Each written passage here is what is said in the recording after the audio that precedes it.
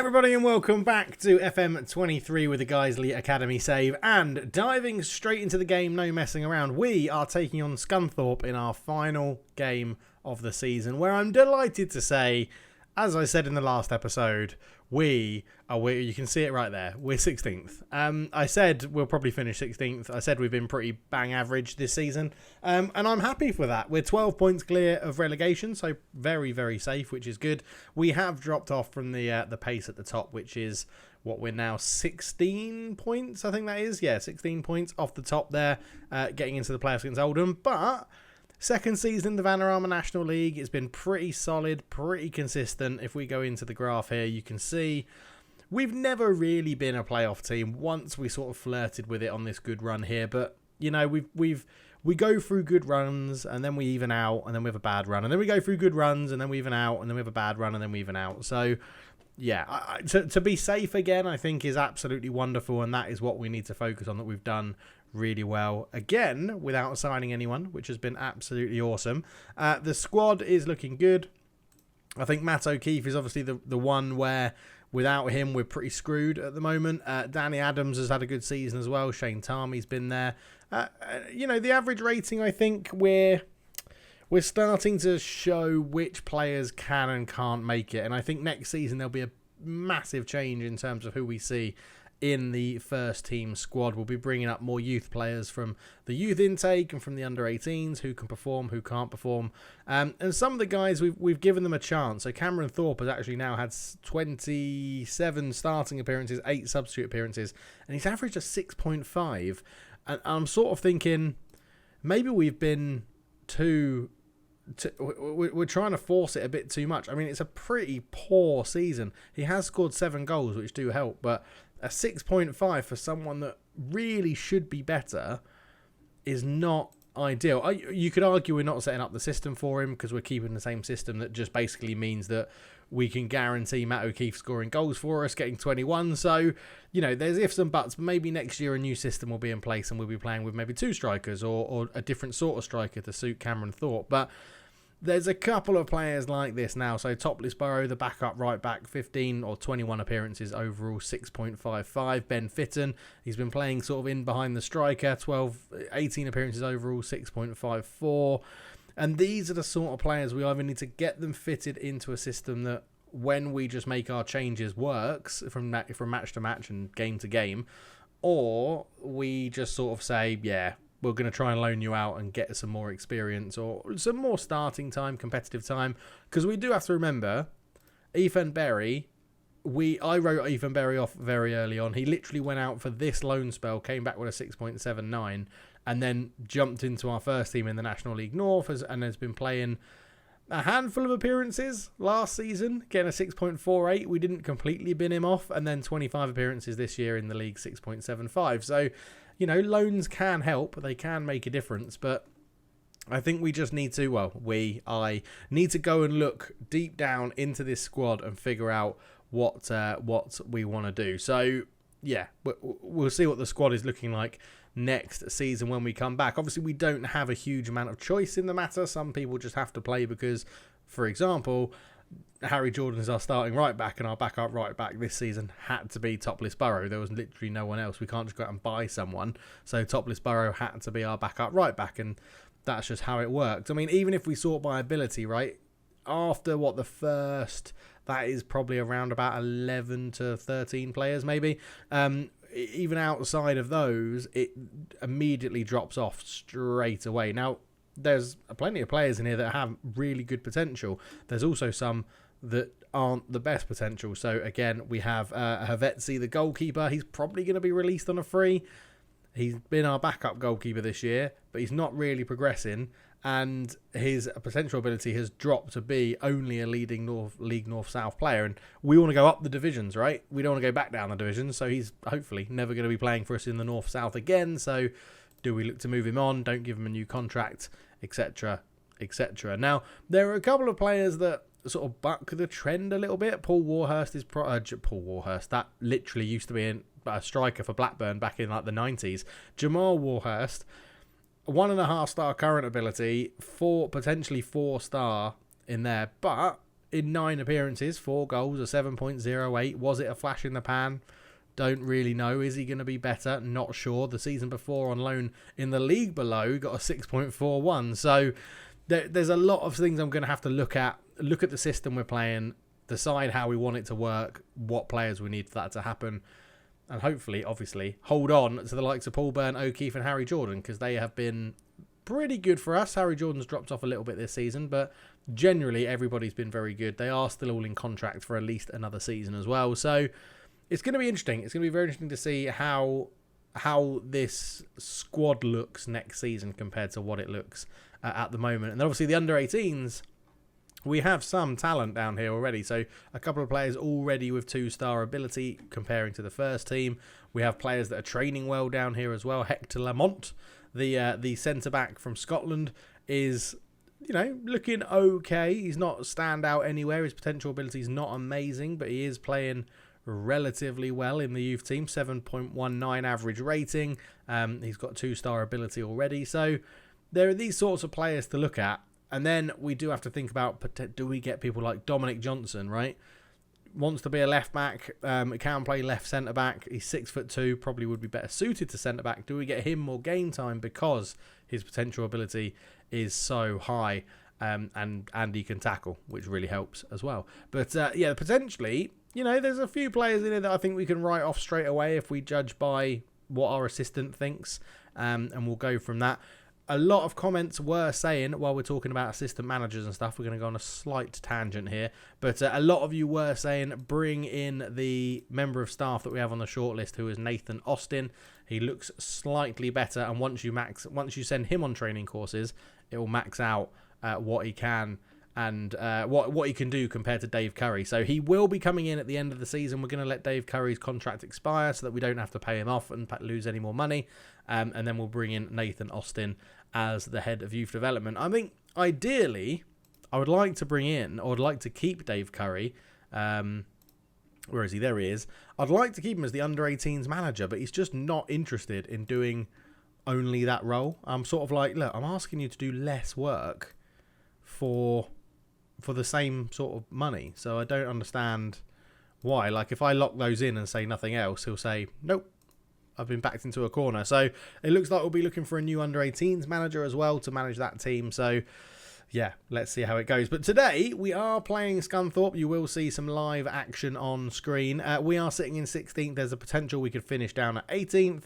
We could also finish as high as, well, one place in 15th if results go away and we beat Chorley. So yeah, I'll sort the team out. We'll be back for the team talk and kick-off and all that sort of good stuff. Okay, so we're going to go with our 4-1-2-2-1 formation with this one. Scunthorpe a little bit stronger than us, or they are stronger than us, and they're higher up in the league than us. So it's a counter-attacking 4-3-3 with a DM, like the 4-3-3 DM, Guiseley is what it's been called. We start balance, we try and work the ball into the box to get O'Keefe onto it, but let's see how it works. At the moment, it's sort of trying to get runners from central midfield to help out the striker, and the sort of inside forwards are on support. We get the wing backs up a little bit. Dave Mills is still not fully fit after his injury, so he misses out. So Les Knight comes in at left back, Ampadu and Byrne in the middle, Jordan at right back. Lloyd, who has been our starting goalkeeper all season, keeps his spot, which is great. Salt sits behind Adams and Christie in midfield, Harris on the right, Tarmy on the left, and O'Keefe up front. For those that haven't seen Harris play, this is Stephen Harris. He's a 16-year-old, came through the youth academy, obviously. He's had a pretty good season. Would he be starting if Lyndon Clough was available? Not too sure. Lyndon Clough's had a very good season as well when he's been involved. On the bench, we're going with Danae McFadden, who has been in and out of the team. He's done okay this season. Not 18 appearances, 8 goals, 6.9. He's been a sort of like stopgap substitute appearance, really. Paul Barnett, the Gibraltarian, is on the bench. He's not really featured too much because of the ability we've had for other players. Cameron Thorpe, we spoke about him earlier, been pretty disappointing. Expecting a lot more from him, but not too sure if the team is set up to do what he needs to. He may become a winger next year. We might actually try him in his favoured wing position next year. Jez Hines, who's had a bit of a late burst in the season to support us in the striker roles. He's come into the team, 5 appearances, 2 goals, a 6.94. All of his appearances for the first team have been coming in the sort of latter third of the season, as we're looking to see what options we have. And the aforementioned Ivan Berry, the Welshman who went on loan and came back and has impressed me, is on the bench as well to support in holding midfield, centre-back and centre-mid if needed. And Ivan Berry, what he's got going for him is versatility. He can play in 3 different positions that this formation utilises. So it is very helpful. But that is the team. Let's get into this one. See how we get on against Scunthorpe. Tarmi's upset because we're playing him on the left and not on the right. But he'll get over it, I'm sure. Everyone else is looking pretty good and pretty happy for the game. So going into the next season, it'll be very interesting to see how we're going to get on. 16th this season. I would like to see an improvement. Look, we got home. Look, let's get some revenge. Let's get some revenge on Scunthorpe. They obviously beat us earlier on in the season, so we have faith. We need to get this into 2D because, as I always say, I watch it in 2D and then have the replays in. Do I want to go TV or do I want to go? I like sideline, so let's go sideline, and we'll keep it on key highlights. So I want to have a chat in the end of season review, so I don't want the game to take too long at this stage. But yeah, it'll be interesting. Wow, everyone's running incredibly quickly, aren't they? So match speed during highlights. Let's knock that down a bit. And we'll go like that. Right, Salt gives the ball away straight away to Mills. Mills is going to run at our defence.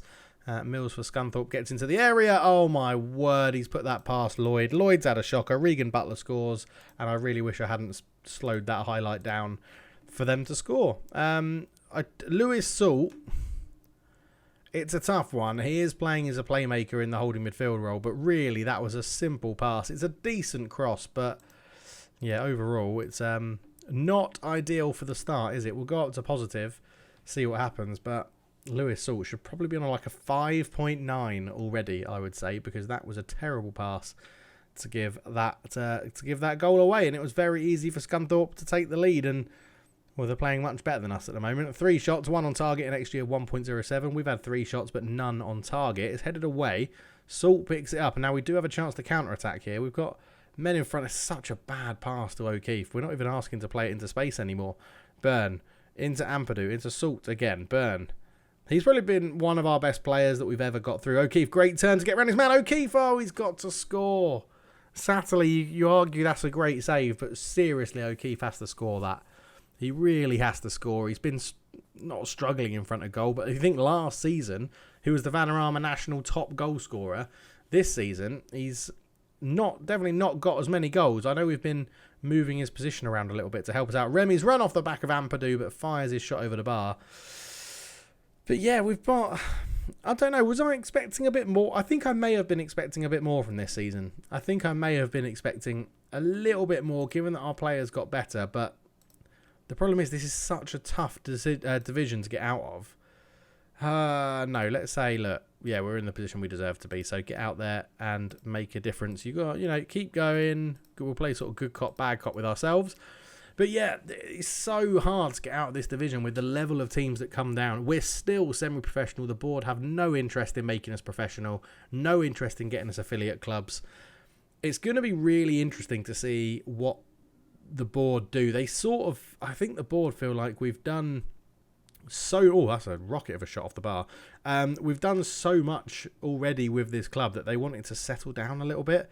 Like they're always worried about financial instability and things like that, and I'm sort of like, read the room. Look what we're doing. We're not spending any sort of money on players. It's all being invested into the club, and it's annoying that we can't sort of suggest that to them. Right, we're going to go back to our more standard formation. So Adams and Salt can play back there. We'll switch those two over. No, we won't. Let's have Salt as the ball winner. O'Keefe, Tarmi, Christie, Harris, Knight. This formation is actually set up to utilise these players a little bit better in roles they can do. So let's see how this works out. Watch us concede from this corner straight away. Now that I've just said that. Now Lloyd, good catch. But yeah, I would like to see the board be a bit more ambitious and notice what we're doing with not signing players and having the youth academy. Great save from Lloyd at the back there. Knight clears it. Tarmy looks to accelerate away. Gets past his man. He's got Christie in the middle. Tarmy still going. Tarmy shoots. It's not the best shot. Good save from Satterley again. But let's get some fresh legs on. So McFadden is going to come on that right hand side for Harris. I think we'll do O'Keefe for. No, let's give Jez Hines another game. He deserves it. He scored a couple of goals recently. Ampadu at the back, who I was talking quite well about previously. We'll bring on Barnett, the Gibraltarian, final game of the season. Give him one last chance to potentially earn a new contact. Christie puts it in, headed away. Remy is there into Shripton. Back to Remy for Scunthorpe. Webber's there. Freestone back to Fulks, and Scunthorpe keeping the ball pretty well here, to be honest. Cook brings it forward on the right hand side. Still with it, Cook, and goes all the way back to his goalkeeper. And Hines, we're going to ask to put a bit of pressure on there, but Shripton, great tackle from Jez Hines. Salt brings the ball forward in a bit more of an advanced position. Jordan gets to the right hand side, swings it across. Tarmy with a header. He hits the top of the netting. Oh, it's better play. It was better play, definitely, from that situation.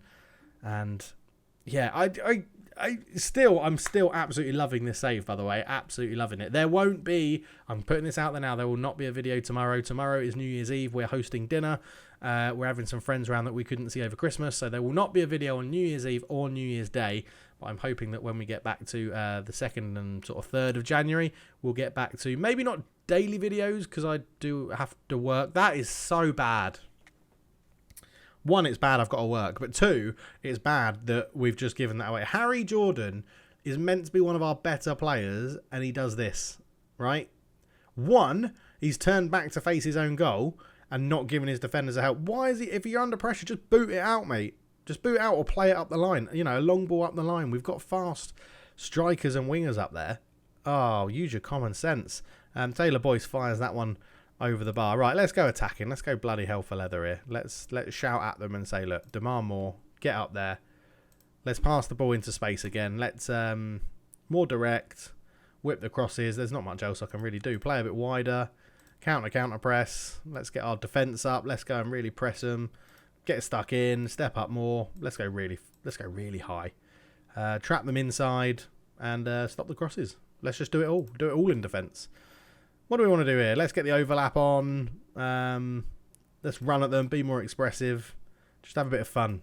2-0 down with 3 minutes to go in the final game of the season at home. Have a bit of fun, lads. Have a bit of fun.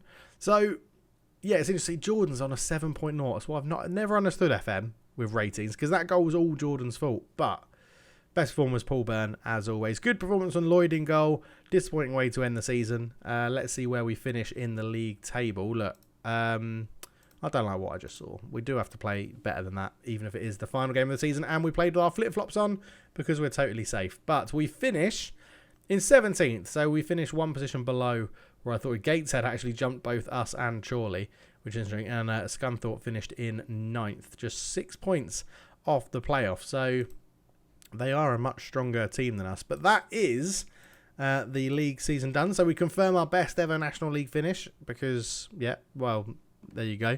Enjoying an impressive spell of form between August and September, they saw them rise to 8th, but also slid as low as 20th in an up and down season that did at least end with them exceeding expectations. People are knackered. Boreham would get the league because they beat Chorley. Was that a final day thing? Oh, it was. They beat Mansfield on the final day to lift the trophy, which is good. Right, we'll be back for the quick end of season review that Football Manager puts together for you, and then that will be the end of this season, and we'll be back for the next one in the next video. So let's crack on. Here we are then for the end of season review. 2029-30 season is in the bag. It's done. Right, the board are satisfied that it's to release lots of players, so I don't think we really need to go into too much detail about this. D. Board disappointed the sell-on percentage? No, because they're never going to be sold for money. C. A B-. Joe McKenzie got his salary off the wage bill. Jordan Bell and Daniel Driscoll got a D. Oh, Daniel Driscoll, the Aussie, wasn't he? Daniel Driscoll, yeah, he was. The board weren't happy, and some of you weren't happy as well, getting rid of the Aussies there. In the Vanarama National League, we got a B. The board are pleased the team stayed clear of relegation. Matt O'Keefe was top goal scorer with 16. Home attendance was 37%. It's going up every year, which is absolutely awesome. Some really good stuff. FA Cup B-. We got knocked out in the second round to Walsall after good wins over Nuneaton Borough and Spennymoor Town. and the Builder Base at a B- again. We got knocked out by Southend in the quarter-finals. So a pretty good season all round in terms of the competitions. Biggest win of the year, 4-0 over Solihull Moors. What managed to remember, a 2-0 win over Aldershot Town. I don't know why it wouldn't be the 4-0 win, but there you go. And goal of the season was a great strike from Knight as he curled a shot from 22 metres for some reason. That should be in yards. But yeah, no real change in club reputation, no change in sponsorship, although that always happens after this review, so I don't know why they haven't patched that out in a bug. Sponsorship has gone up just a little bit. Broadcast revenue went down, probably because of the FA Cup run again. Corporate and hospitality went up, prize money went up, and match day commercial and retail went up as well. And in terms of shirt sales, I always like to look at this bit. O'Keefe, Tarmy, Byrne, Hogan is an interesting one, getting number 7 on the right-hand side, who had a bit of a big injury towards the end of the season, and Jordan at right back as well. So, you know, I like to buy defender numbers on shirts. I wore number 3. 3 was my number, and I feel sad for any kid that is getting Jordan number 2 from a Guiseley top, to be honest. But this is how we lined up then. It was Lloyd in goal, Jordan, Byrne, Priestnall and Knight at the back, Adams and Keenan in midfield, Hogan, Christie, Tarmy and O'Keefe was our best 11 for the season, done on average ratings. So you can see that spot with Dean Keenan. He got in as our best player of the season in with a 6.67. That's really bad. That's where we need to see what we're going to do next year.